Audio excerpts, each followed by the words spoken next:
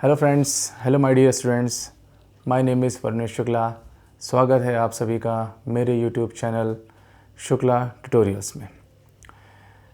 जो मैथमेटिक्स के last 3 lectures जो मैंने अपलोड किए वो इंट्रोडक्शन टू ट्रिग्नोमेट्री के बेसिक इक्वेशंस, बेसिक कंसेप्ट से मैंने स्टार्टअप किया और 8.1 एक्सरसाइज के क्वेश्चन नंबर 1 to 5 तक के मैंने क्वेश्चंस के सॉल्यूशंस आप सभी को प्रोवाइड किए।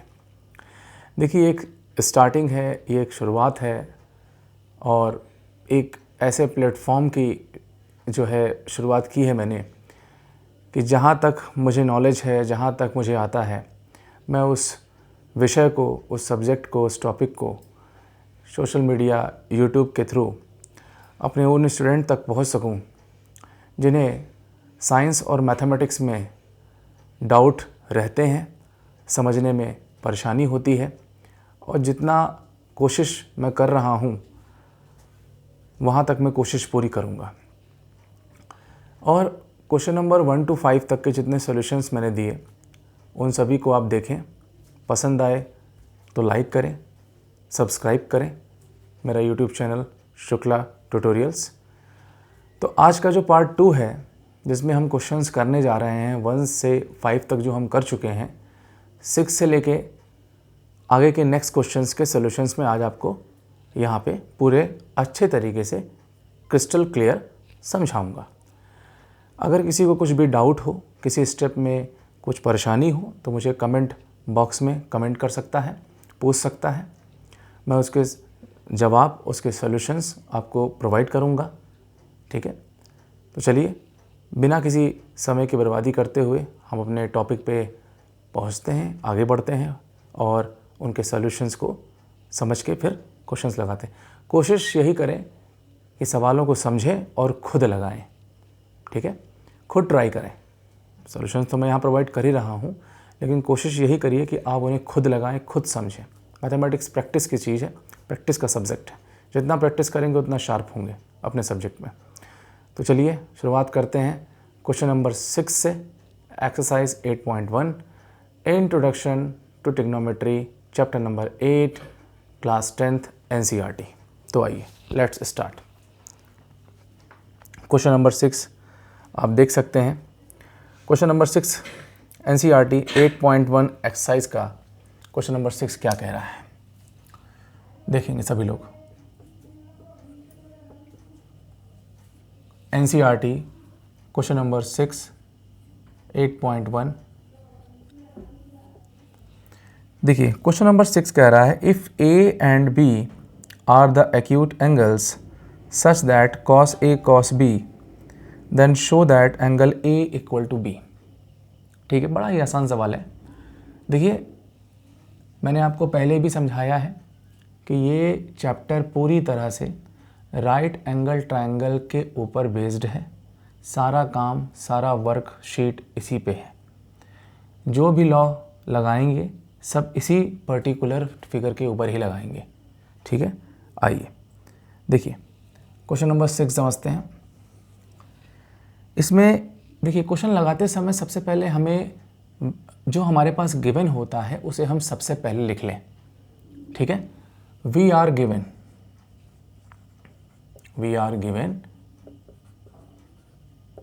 हमारे पास क्या दिया हुआ है बच्चों?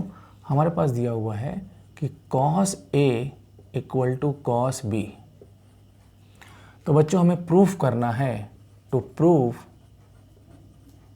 दैट, हमें प्रूफ करना है कि angle A equal to angle B आपस में बराबर है। बड़ा ही आसान सवाल है। ठीक है, कोई परेशानी वाली बात नहीं है। सबसे पहले हम क्या करते हैं बच्चों, इसमें मैंने पहले ही बताया है हमारे पास एक राइट एंगल ट्रायंगल है। ठीक है बच्चों, यहाँ पर हम इस वर्टेक्स को नाम दे देते हैं A, ये वर्टेक्स B हो जाएगा और यहाँ पर एंगल C यानी C वर्टेक्स को नाम दे दिया है। ये एंगल C एक्चुअली 90 डिग्री को रिप्रेजेंट करेगा। ऐसा क्यों? क्योंकि इस क्वेश्चन में पहले से ये कंडीशन दी हुई है कि एंगल A और एंगल B एक्यूट एंगल्स हैं। मतलब ये कंडीशन भी गिवन है यहाँ पे कि एंगल A बच्चों और एंगल बी क्या है बेटा, लेस देन है 90 डिग्री पे, 90 डिग्री से कम है दोनों, मतलब एक एंगल ये हो जाएगा प्यारे बच्चों और एक एंगल ये हो जाएगा। और मैंने आपको पहले ही समझाया है कि जिस एंगल के सामने वाली साइड को अगर हम समझें तो वो परपेंडिकुलर होती है और ये वाली लाइन बेस होती है। तो ए एंगल के लिए ये वाली लाइन परपेंडिकुलर हो जाएगी और ये वाली लाइन बेस हो जाएगी। बी एंगल के लिए ये परपेंडिकुलर और ये बेस हो जाएगा। तो आइए सबसे पहले देखते हैं। सबसे पहले हम cos A की वैल्यू को निकालते हैं। आइए first of all cos A, देखिए मैं ऐसा क्यों कर रहा हूं, अभी आपको सब कुछ समझ में आ जाएगा। इस कंडीशन को, जो कंडीशन हमारे पास दी हुई है, उसको हम इक्वेशन नंबर 1 मान लेते हैं। चलिए फर्स्ट ऑफ ऑल पहले हम cos A निकालते हैं। तो cos आपको पता है ना, बेसिक फॉर्मूला बेटा, PBP एंड HHB, ठीक है बच्चों, साइन कॉस टेन कॉसिक और कॉस और ये बेटा कॉट, ठीक है। तो देखिए कॉस का फॉर्मूला बेस अपॉन हाइपोटेनियस। देखो बेटा ए के लिए, एंगल ए के लिए बेटा बेस क्या है, AC, और बेटा हाइपोटेनियस क्या है, AB। कोई दिक्कत नहीं, ठीक है बच्चों। इसको मान लेते हैं इक्वेशन नंबर 2, ठीक। अब जिस तरीके से आपने cos A निकाला है, अब आप cos B निकाल लें, कोई दिक्कत नहीं है, बड़ा ही आसान सवाल था। cos B की वैल्यू, B के सामने वाली साइड परपेंडिकुलर और ये वाली साइड बेस। तो cos B के लिए भी फॉर्मूला लगाएंगे बेस अपॉन हाइपोटेनियस। तो देखिए B के लिए बेस क्या हो जाएगा बच्चों, BC, ठीक है, क्या हो जाएगा बच्चों, BC, और हाइपोटेनियस क्या हो जाएगा बच्चों, AB। Equation number 3। तो देखिए बच्चों इक्वेशन नंबर 2 और इक्वेशन नंबर 3 से cos A और cos B की वैल्यू को उठाएंगे और यहाँ पे पुटअप कर देंगे। देखिए cos A की जगह AC अपॉन AB रख देंगे और cos B की जगह BC अपॉन AB रख देंगे। बहुत ही आसान तरीके से, आपको समझ में आ रहा होगा। आइए तो लिख देंगे यहाँ पे, from first second and third we get, ठीक है। तो फर्स्ट सेकेंड और थर्ड के अकॉर्डिंग हमें क्या मिलता है, आप देख सकते हैं cos A की जगह हमने रख दिया AC अपॉन AB और cos B की जगह हमने रख दिया BC अपॉन AB। ये देखिए बेटा AB कैंसिल हो गया बच्चों, हमारे पास क्या आ गया, AC इक्वल टू BC। ये देखिए यानी कि इस ट्रायंगल के लिए ये कंडीशन प्रूफ हुई कि जो AC है वो BC के बराबर है। तो क्या ये right angle triangle isosceles triangle नहीं बन गया कि अपोजिट साइड जिसकी इक्वल हों उनके अपोजिट एंगल भी बराबर होते हैं। याद है आइसोसेल्स ट्रायंगल की कंडीशन। आइसोसेल्स ट्रायंगल अपने में ही एक बहुत ही बेहतरीन ट्रायंगल है, बहुत ही सरल तरीके से अपने आप को बहुत ही सरल बना के रखा हुआ है कि कोई भी छात्र, चाहे वो कक्षा 9 का हो, चाहे वो क्लास 10 का हो, वो आसान से तरीके से इसको समझ सकता है कि अगर आमने सामने की दोनों side, front side, opposite side से अगर इक्वल हैं तो उनके एंगल आपस में बराबर हो जाएंगे। तो आप देख सकते हैं AC और BC अगर बराबर हैं, इक्वल हो रहे हैं, जो हमने प्रूफ कर दिया है, इसका मतलब एंगल A और एंगल B बराबर होंगे। So that this is the right angle triangle, this is the actually right angle triangle, but according to this condition this is the isosceles triangle. So angle A equal to angle B, hence proved। ये देखिए आसान तरीके से ये सवाल proof हो गया, ठीक है। हमने पहले क्या किया, हमने cos A और cos B की वैल्यू को फाइंड आउट किया। cos A और cos B की वैल्यू को फाइंड आउट करके हमने इस फर्स्ट नंबर की इक्वेशन में पुटअप किया। पुटअप करने के बाद हमने इन दोनों को सॉल्व किया, AB और AB कैंसिल हुआ, AC और BC बराबर हो गया, जिसकी वजह से एंगल A और एंगल B आपस में इक्वल हो गए, बिकॉज ये आइसोसेल्स ट्रायंगल, और आइसोसेल्स ट्रायंगल की कंडीशन होती है, आप जानते हैं कि अगर अपोजिट साइड्स इक्वल हों तो उनके अपोजिट एंगल भी इक्वल होते हैं। This is the solution. Okay, so आपको ये बात अच्छे से समझ में आ गई, बहुत ही अच्छे तरीके से। ओके ओके, तो समझ में आ गया आपको सवाल? ये क्वेश्चन आपको क्लियर हो गया? कहीं कोई डाउट तो नहीं है? तो आप चाहें तो इसको पॉज करके नोट कर सकते हैं। ठीक है, नोट कर लिया? 1 2 3 मैं मिटाने जा रहा हूँ। ओके, आइए अब नेक्स्ट क्वेश्चन की तरफ बढ़ते हैं बच्चों। नेक्स्ट क्वेश्चन क्या कह रहा है? नेक्स्ट क्वेश्चन बहुत ही आसान सवाल है, आसानी से लग जाएगा, कोई परेशानी नहीं होगी। आइए देखिए, क्वेश्चन नंबर 7। क्वेश्चन नंबर 7 क्या बोल रहा है? आइए देखते हैं। सारे के सारे सवाल इसी बेसिक कंसेप्ट पे बेस्ड हैं। बेसिक कंसेप्ट जो आपको मैंने समझाए थे, जो मैंने करवाए थे, बस आप उतना ध्यान रखिए, आपसे बन जाएगा, कोई परेशानी नहीं होगी। क्वेश्चन नंबर 7 क्या कह रहा है? क्वेश्चन नंबर 7 कह रहा है, देखिए क्वेश्चन नंबर 7 कह रहा है कि एक कंडीशन दी हुई है क्वेश्चन नंबर 7 में कि if cos theta equal to 7/8। Question number 7 कह रहा है कि if cos theta equal to 7/8 evaluate 1 plus sine theta 1 minus sine theta whole upon 1 plus cos theta into 1 minus cos theta. बड़ा ही आसान सवाल। इसमें एक आइडेंटिटी का इस्तेमाल करेंगे। देखो एक्चुअली क्या है, ये आइडेंटिटी आपके एक्सरसाइज 3rd में इस्तेमाल होगी, ठीक है, 3rd में इस्तेमाल होगी और 4th में भी इस्तेमाल होगी, लेकिन मैं अभी से आपको इसलिए इसको तैयार कर रहा हूँ कि आगे आने वाले क्वेश्चंस में आपको इसका यूज़ करने को मिलेगा। लेकिन अभी से मैं इसका शॉर्टकट बता दूंगा तो आपको यूज़ करने में बड़ा ही आप इसके यूज टू हो जाएंगे। देखिए क्वेश्चन नंबर 7 कह रहा है कॉस थीटा। क्वेश्चन नंबर 7 कह रहा है कि if cos theta equal to बच्चों 7/8। ठीक है, तो पहला पार्ट बोल रहा है इवैल्यूएट, पहला पार्ट बोल रहा है इवैल्यूएट। इवैल्यूएट क्या इवैल्यूएट करने के लिए बोल रहा है? बोल रहा है कि 1 plus sine theta into 1 minus sine theta whole upon 1 plus cos theta 1 minus cos theta. देखिए बच्चों, समझिएगा इस सवाल को।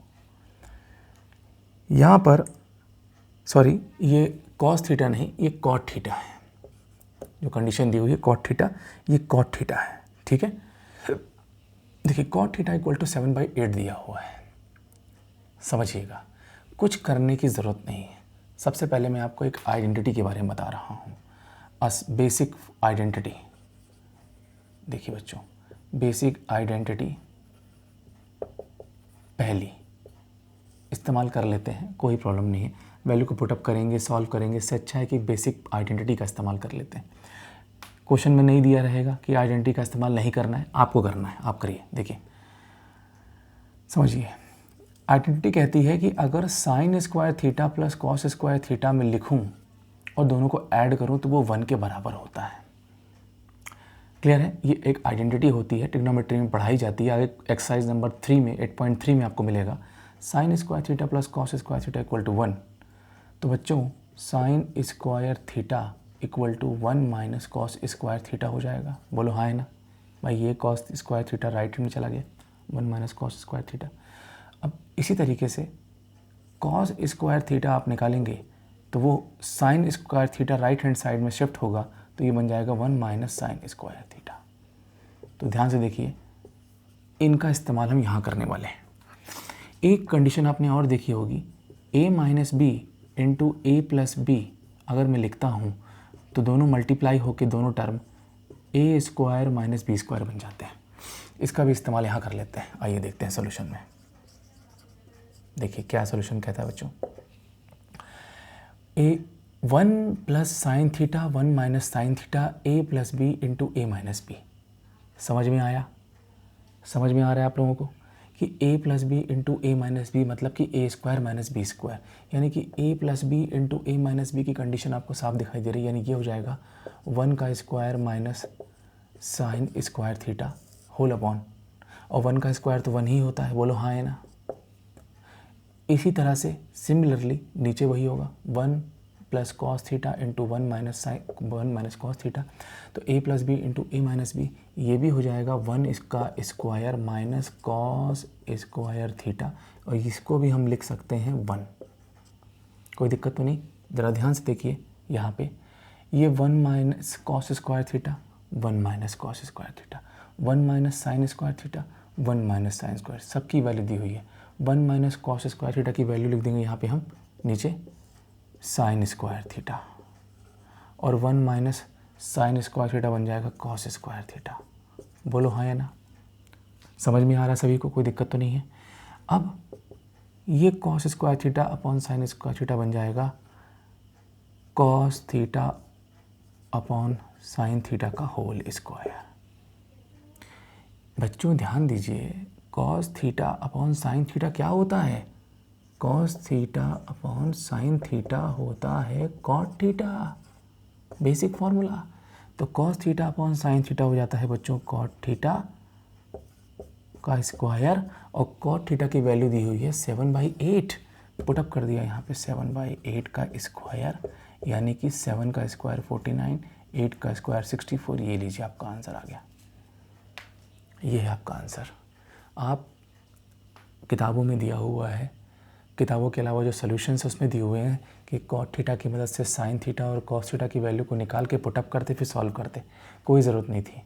क्या यहाँ पे लिखा हुआ है कि आपको आइडेंटिटी का इस्तेमाल करना है? क्लियर नहीं करना है, मैंने किया, ठीक है ना। इस आइडेंटिटी का इस्तेमाल करके मैंने कॉट थीटा का वैल्यू फाइंड आउट किया। क्लियर है? सेकंड वाला पार्ट, सेकंड वाला पार्ट कह रहा है कॉट स्क्वायर थीटा। ध्यान से देखिए, सेकंड वाला पार्ट को मैं अगर यहाँ निकाल दूँ, सेकंड वाला पार्ट कॉट स्क्वायर थीटा, यानी कि कॉट स्क्वायर थीटा को मैं लिख सकता हूँ कॉट थीटा का होल स्क्वायर। कॉट थीटा की वैल्यू 7/8 का स्क्वायर, 7 का स्क्वायर 49, 8 का स्क्वायर 64। ये लीजिए आपका आंसर आ गया। तो इस तरीके से आपके दोनों क्वेश्चंस हो गए। ध्यान से देखिए, दोनों पार्ट के एक ही उत्तर आ रहे हैं, 49/64, 49/64। आसान सवाल, ठीक है। क्लियर हो गया? पॉज करके चाहे तो नोट कर सकते हैं। मिटाने जा रहा हूँ मैं, 1 2 3। ओके, क्लियर हो गई बात? चलिए,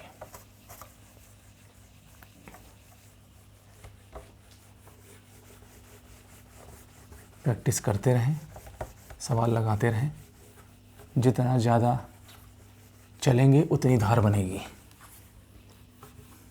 ओके, अब देखिए अगला सवाल।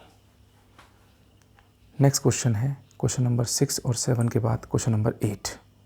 बहुत ही आसान सवाल है। देखिए, प्रूफ करने के लिए बोल रहा है कि if 3 cot A = 4, check whether 1 - 10 square A upon 1 + 10 square A = cos square A - sin square A और नॉट। आइए करते हैं, आसान सवाल है। देखिए क्वेश्चन नंबर 8, क्वेश्चन नंबर 8 कह रहा है if 3 cot A = 4, check 1 - 10 square A whole upon 1 + 10 square A = cos square A minus sine square A। Okay, ये हमको प्रूफ करना है कि क्या ये वाला पार्ट और ये वाला पार्ट आपस में बराबर है। आइए देखते हैं। सबसे पहले 3 cot A = 4 के थ्रू हम tan A, cos A और sin A की वैल्यू निकाल लेते हैं। आइए बच्चे लोग, बहुत ही आसान तरीका जो पहले भी आपने किया है कई बार। देखिए हमारे पास क्या दिया हुआ है, 3 cot A = 4। हम इसको लिख सकते हैं cot A = 4/3। अगर हम इसको उल्टा कर लें, अपोजिट कर लें, तो cot का उल्टा क्या होता है, tan होता है। तो tan A हो जाएगा 3/4। भाई cot का अपोजिट होता है tan, तो जो cot की वैल्यू होगी उसको हम इन्वर्स कर देंगे, पलट देंगे, तो 3/4 हो गया। या रेसिप्रोकल कर देंगे तो tan की वैल्यू तो आ गई। बोलो हाँ है ना? ठीक है, tan की वैल्यू तो आ गई, लेकिन अभी tan के अलावा sin और cos की वैल्यू नहीं आई है। तो आइए सबसे पहले यहाँ A लिखते हैं, यहाँ पे मान लीजिए C है और यहाँ पे मान लीजिए B है, 90 डिग्री है। देखिए अब A एंगल के सामने वाली साइड परपेंडिकुलर है। tan का फॉर्मूला होता है बच्चों P/B। तो देखिए कंपेयर किया तो p की वैल्यू 3 यानी ये 3 हो जाएगा और बेस की वैल्यू 4 यानी ये 4 हो जाएगा। तो ये तो ट्रिपलेट हो गया। ठीक है, लगा देंगे यहाँ पाइथागोरस थ्योरम। तो पाइथागोरस थ्योरम क्या हो जाएगा, h square equal to P square plus base square.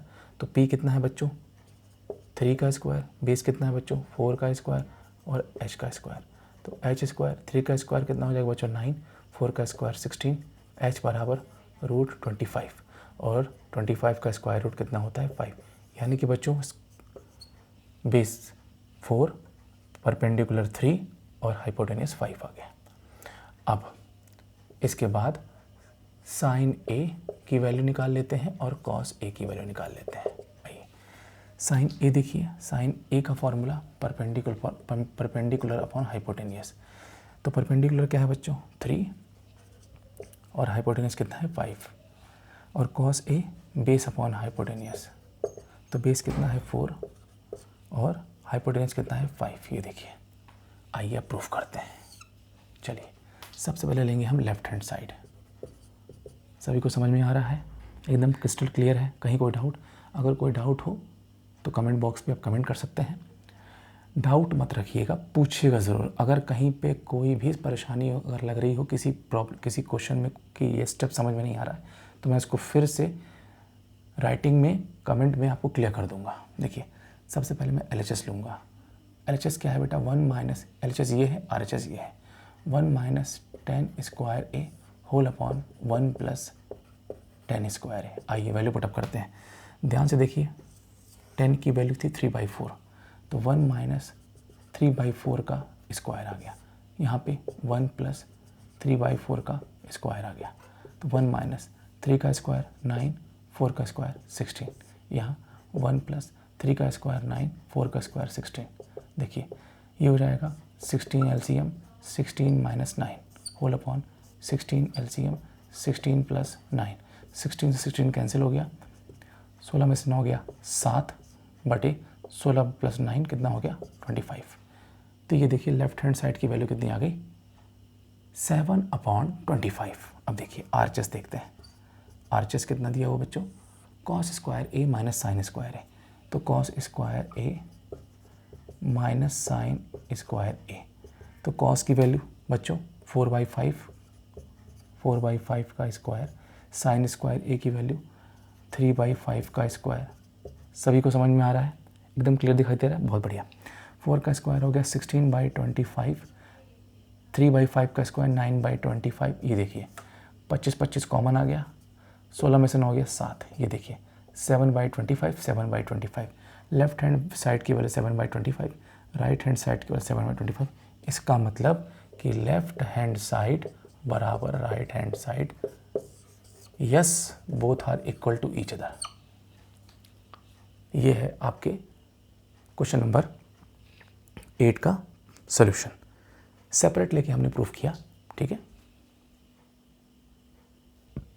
Okay बच्चों, समझ में आ गया आपको सभी को? कहीं कोई डाउट तो नहीं है? देखिए ये जो क्वेश्चंस आप समझ रहे हैं NCERT के सवाल हैं। NCERT किताब बहुत अच्छी है, बेसिक समझें उससे। RD शर्मा, RS अग्रवाल के सवाल लगाएं और पढ़ें ज़रूर, मतलब मेहनत ज़रूर करें। एजुकेशन, शिक्षा ही ऐसा माध्यम है जिसकी वजह से आप अपने गोल को मतलब अचीव कर सकते हैं। ये सबसे बेस्ट तरीका है और कोई तरीका नहीं है। इसलिए पढ़ाई ही सब कुछ है। पढ़ें लिखें आगे बढ़ें, इसके अलावा और कोई ऑप्शन नहीं है। पढ़ाई करने के बाद भी बहुत सारे ऑप्शंस आएंगे, लेकिन पढ़ाई करने के बाद स्टडी करें। कंपलसरी चीज़ें जो हैं, शिक्षा ग्रहण करना, ये सब पढ़ाई लिखाई करना बहुत ज़रूरी है। It's very important. देखिए समझ में आ गया है सभी को? ठीक है, पॉज करके नोट कर सकते हैं। मैं मिटाने जा रहा हूँ 1 2 3।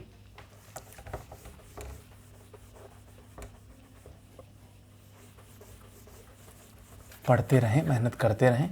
एक टाइम टेबल बनाएं, एक शेड्यूल बनाएं कि मैथ्स को कितना समय देना है, फिजिक्स को कितना टाइम देना है, केमिस्ट्री को कितना टाइम देना है।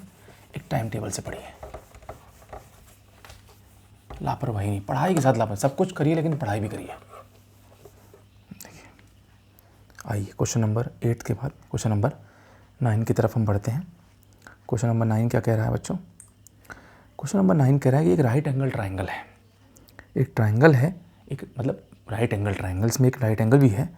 तो देखिए कैसा है कि इसमें जो एंगल है बी वो 90 डिग्री है। देखिए पहले ही बोल दिया है भैया उसने कि जो एंगल बी है उसको आपको 90 लेना है। लो भैया ले लिया। यहाँ पे आप ए ले लीजिए, यहाँ पे आप सी ले लीजिए। देखिए बच्चों गिवन कंडीशन क्या दी हुई है। गिवन कंडीशन है बच्चा लोग कि tan a जो है वो कितना है बच्चा लोग 1/√3। कोई दिक्कत नहीं, ठीक। tan का फॉर्मूला होता है P/B, यानी कि परपेंडिकुलर अपॉन बेस। तो tan a के लिए, a एंगल के लिए ये वाली साइड परपेंडिकुलर, ये वाली साइड बेस, यानी कि परपेंडिकुलर हो जाएगा 1 और बेस हो जाएगी √3, यानी कि ये हो गया √3 और ये हो गया 1। कोई समस्या नहीं, कोई दिक्कत नहीं। आइए हाइपोटेनस निकाल लेते हैं, ये भी एंगल सी हो जाएगा। पाइथागोरस थ्योरम का इस्तेमाल करेंगे बच्चा लोग। पाइथागोरस थ्योरम कहता है कि h² = perpendicular square plus base square. ठीक है भैया, निकाल लेते हैं। h² = परपेंडिकुलर कितना है बच्चा लोग 1² और बेस कितना है बेटा √3 का स्क्वायर। तो h² बराबर 1 का स्क्वायर हो जाएगा 1, √3 का स्क्वायर 3, 3 + 1 हो जाएगा 4, यानी कि h बराबर √4, यानी कि वैल्यू आ गई 2, यानी कि हाइपोटेनस 2 आ गया। ठीक है, हाइपोटेनस आ गया है, परपेंडिकुलर है, बेस दिया हुआ है। आइए पहला वाला क्वेश्चन, ठीक है, पहला वाला question value, find the value बोल रहा है। Find the value, find the value of, first बोल रहा है बच्चों पता करिए sin A cos C plus cos A sin C। ये बोल रहा है sin A cos C plus cos A sin C। निकाल लेते हैं। देखिए बहुत ही आसान तरीका, बहुत ही आसान तरीका। देखो A के लिए परपेंडिकुलर ये, बेस ये, हाइपोटेनियस ये। C के लिए परपेंडिकुलर ये, बेस ये, हाइपोटेनियस ये। sin A निकालो पहले, sin A, sin A perpendicular upon hypotenuse 1/2।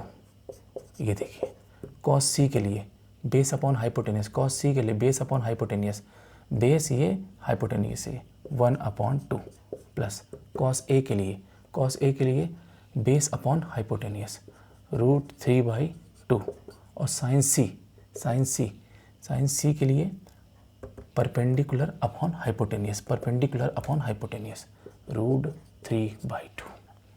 आसान, ठीक। बस इतना पता होना चाहिए कि जिस एंगल को कंसिडर कर रहे हो उसके सामने वाली साइड कौन सी है, परपेंडिकुलर है, और उसके नीचे वाली साइड बेस है। अगर इतना कंसेप्ट आ गया तो इस स्पीड से कर पाएंगे आप। देखिए 1 × 1 हो जाएगा 1, that is 4, and √3 that is 3, and 2 × 4। तो बच्चों 4 कॉमन आ गया, ऊपर आ गया 1 + 3, ये हो गया बच्चों 4/4, 4 कैंसिल, आ गया बेटा 1। ये लीजिए आपका आंसर बना चुका है। ठीक है, पॉज करके नोट कर सकते हैं। आ गया समझ में, एकदम क्रिस्टल क्लियर है, कोई दिक्कत तो नहीं हो रही है। बहुत बढ़िया, अगर कहीं डाउट हो तो पूछ सकते हैं। ठीक है, मिटाने जा रहा हूँ मैं बच्चे लोग। चलिए अब इसी का सेकंड पार्ट, इसी का सेकंड पार्ट क्या कहता है बच्चों। देखिए इसका सेकंड पार्ट ही बहुत ही आसान है। ठीक है, सेकंड पार्ट कह रहा है cos A cos C minus sin A और sin C। ठीक है, इसको भी निकाल लेंगे। आइए cos A, cos A के लिए ये परपेंडिकुलर, ये बेस, तो cos A का फॉर्मूला बेस अपॉन हाइपोटेनियस, तो बेस अपॉन हाइपोटेनियस, ये हो गया √3/2। cos C के लिए परपेंडिकुलर ये, बेस ये, तो cos C base upon hypotenuse यानी 1/2। sin A के लिए परपेंडिकुलर ये, हाइपोटेनियस ये, तो sin के लिए 1/2, sin A बराबर 1/2। और sin C के लिए परपेंडिकुलर ये और हाइपोटेनियस ये, तो ये हो जाएगा √3/2। तो ये आ जाएगा प्यारे बच्चों √3, 2 × 4, √3/2 × 4, पूरा कैंसिल हो गया और आंसर आ गया 0। पॉज करके नोट कर सकते हैं। आसान सा सवाल था एकदम, बस एक बात ध्यान रखिएगा, ये अगर स्पीड लानी है, देखो धीमी स्पीड में टाइम बहुत खर्च होता है, टाइम बहुत लैप्स होता है आपका। अगर आपको स्पीड बढ़ानी हो तो दिमाग को एकदम शार्प बनाना पड़ेगा। उसके लिए क्या करना पड़ेगा, आपको बिल्कुल ध्यान रखना पड़ेगा कि जिस एंगल को आप कंसिडर कर रहे हैं, जिस एंगल को आप लेके चल रहे हैं, जो एंगल है उसके सामने वाली साइड परपेंडिकुलर है, ये बेस है। ये एंगल लेंगे तो ये परपेंडिकुलर, ये बेस हो जाएगा। That is the main thing. Alright, समझ में आ गया? पॉज करके नोट कर सकते हैं। ओके, तो ये था क्वेश्चन नंबर 9। आइए क्वेश्चन नंबर 10 करते हैं और अपने इस आज के टास्क को पूरा करते हैं। क्वेश्चन नंबर 11 ट्रू फॉल्स है, उसको ट्राई करिएगा और उसके आंसर्स कमेंट बॉक्स पे कमेंट करिएगा। अगर किसी क्वेश्चन में डाउट होगा तो मुझे कमेंट करिए, मैं उसको सॉल्व करके आपको कमेंट बॉक्स में शेयर करूँगा। आइए क्वेश्चन नंबर 10 देखते हैं। देखिए क्वेश्चन नंबर 10 क्या कह रहा है। क्वेश्चन नंबर 10 कह रहा है बच्चा लोग, क्वेश्चन नंबर 10 कह रहा है कि इन अ राइट एंगल ट्रायंगल, एक राइट एंगल ट्रायंगल है बच्चा लोग, ट्रायंगल PQR, एक PQR राइट एंगल ट्रायंगल है। ठीक है, ओके, ये PQR राइट एंगल ट्रायंगल है जिसमें हम इस वाले पार्ट को हम P मान लें, इसको Q मान लें और इसको हम R मान लेते हैं। ठीक है, और इसमें कह रहा है कि अगर PQR राइट एंगल ट्रायंगल है जिसमें कि गिवन कंडीशन दी हुई है कि PR और प्लस QR बराबर क्या है बच्चों, 25 सेंटीमीटर। ठीक है, और PQ कह रहा है कि 5 सेंटीमीटर। बहुत बढ़िया। तो पूछ रहा है determine the value of sine P, cos P, ten P। बोल रहा है कि साइन P बताइए, कॉस P बताइए और टेन P बताइए। निकाल देंगे भाई, यानी कि इसके सामने वाली साइड हो जाएगी परपेंडिकुलर और ये वाली साइड हो जाएगी बेस। ठीक है, कोई दिक्कत नहीं। आइए देखते हैं। देखिए कंडीशन दी है PR और QR 25 है, समझ रहे हैं, PR और QR 25 है। अब ये वाला पार्ट कितना है 25 का, कि ये वाला पार्ट कितना 25 का, हमको नहीं पता, हमें कुछ नहीं पता कि इस PR और QR में 25 सेंटीमीटर में ये कितना है, ये कितना है, हमको नहीं पता। जो चीज़ नहीं पता उसे हम एज्यूम कर लेते हैं। Let QR equal to X। अगर मैं इसको X मानूंगा, जैसे मान लीजिए कि ये पूरी 25 सेंटीमीटर की एक साइड है और ये Q बीच में कहीं पे R है और कहीं पे P है, तो PR और प्लस QR 25 है। तो मैं इसको अगर X मान लूँ तो इस 25 में से X को माइनस करूँगा तो ये आ जाएगा 25 माइनस X। तो मैं इसको अगर थोड़ा सा ऐसे खींच दूँ तो क्या ये ऐसे नहीं बन जाएगी, यानी कि QR हो गया बच्चों X और ये PR हो गया 25 माइनस X।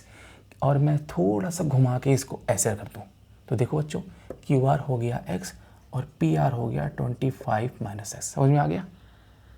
क्लियर हुआ बेहतरीन तरीके से? कोई दिक्कत नहीं, कोई परेशानी नहीं, बहुत बढ़िया।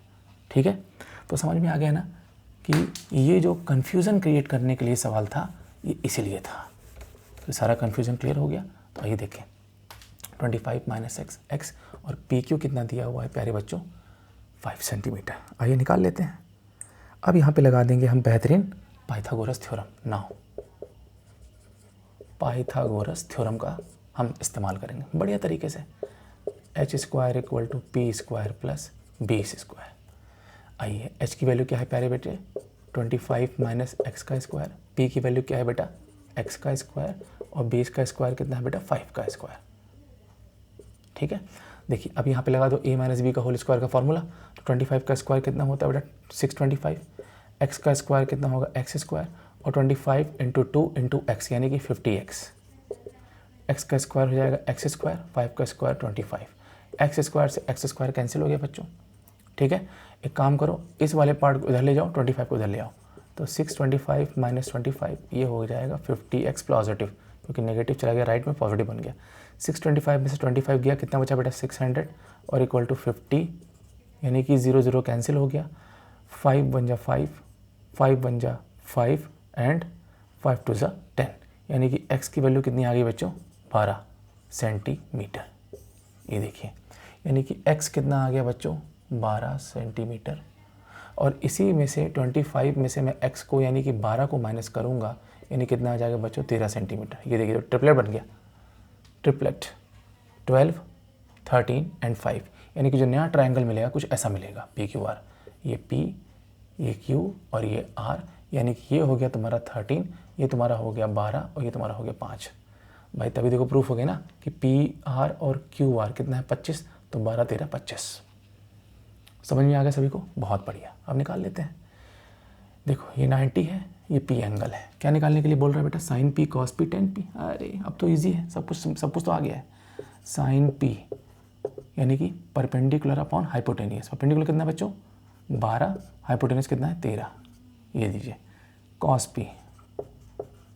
P मतलब बेस अपॉन हाइपोटेनियस, ठीक है। बेस कितना है? 5, हाइपोटेनियस कितना है? 13, और tan P, ठीक है। tan P मतलब परपेंडिकुलर अपॉन बेस, यानी कि 12/5। ये लीजिए आपके आंसर्स आपके सामने। ओके, पॉज करके नोट कर सकते हैं। आज का लेक्चर यहीं पे एंड करता हूँ। क्वेश्चन नंबर 10 तक का पार्ट 2 ट्रिग्नोमेट्री इंट्रोडक्शन ट्रिग्नोमेट्री के इस आखिरी जो 5 सवाल थे उनके सॉल्यूशंस ही, और लास्ट वाला जो 11th का क्वेश्चन है वो ट्रू फॉल्स का सवाल है। पॉज करके नोट कर सकते हैं, ठीक है। और आगे के जो वीडियोस हैं मैं और अपलोड करूँगा, और नेक्स्ट एक्सरसाइज के जो है सॉल्यूशंस मैं बहुत जल्द कल या परसों ही रिकॉर्ड करूँगा और इसको शेयर करूँगा यूट्यूब पे। बस यही कहना चाहता हूँ, बस पढ़ते रहिए, मेहनत करते रहिए, मेहनत से हटिए मत, दूर मत हटिए, क्योंकि अगर प्रैक्टिस नहीं करेंगे मैथमेटिक्स, देखिए मैथमेटिक्स क्या है, प्रैक्टिस के ऊपर सब कुछ बेस्ड है। जितना प्रैक्टिस करेंगे उतना ही शार्प बनेंगे मैथ्स में, सिर्फ प्रैक्टिस के ऊपर। अभी का समय जो 10th क्लास का टाइम पीरियड है, इसमें सिर्फ प्रैक्टिस करें। मैथ्स को कम से कम पर डे 2 घंटे, 1 से 2 घंटे दीजिए। फिजिक्स और केमिस्ट्री को कम से कम 1 से 1.5 घंटा दीजिए। और जो फैक्ट्स हैं उनको बहुत अच्छे तरीके से समझिए। मैथमेटिक्स के जितने फार्मूले हैं उनकी एक फार्मूला शीट बनाइए और उनको ऐसी जगह लगा दें जहाँ पे आपकी नज़र हमेशा पड़ती हो, अपने कमरे में या अपने जहाँ पे आप ज़्यादातर बैठते हैं। जैसे आपकी नज़र जाए तो फार्मूले ऑटोमेटिक रिवीजन हो जाए, ठीक है। एक स्ट्रेटजी के साथ पढ़िए, ठीक है। जहाँ भी कोचिंग्स करते हो, जिस टीचर के पास जहाँ डाउट हो रहा है उनसे पूछिए, पढ़िए, ठीक है। स्कूल में जहाँ पढ़ते हैं, जिस स्कूल में पढ़ते हैं वहाँ के टीचर समझिए। बस पढ़ते रहिए, मेहनत करते रहिए, अपने लक्ष्य की तरफ बढ़िए और सफलता मिलेगी।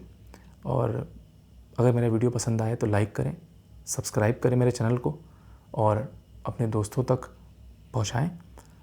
और इसी के साथ मैं आज का लेक्चर यहीं समाप्त करता हूँ।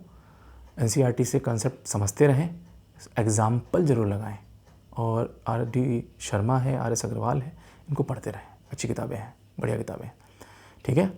और very very good night and पढ़ते रहें। All the very best. Thank you so much. नमस्कार।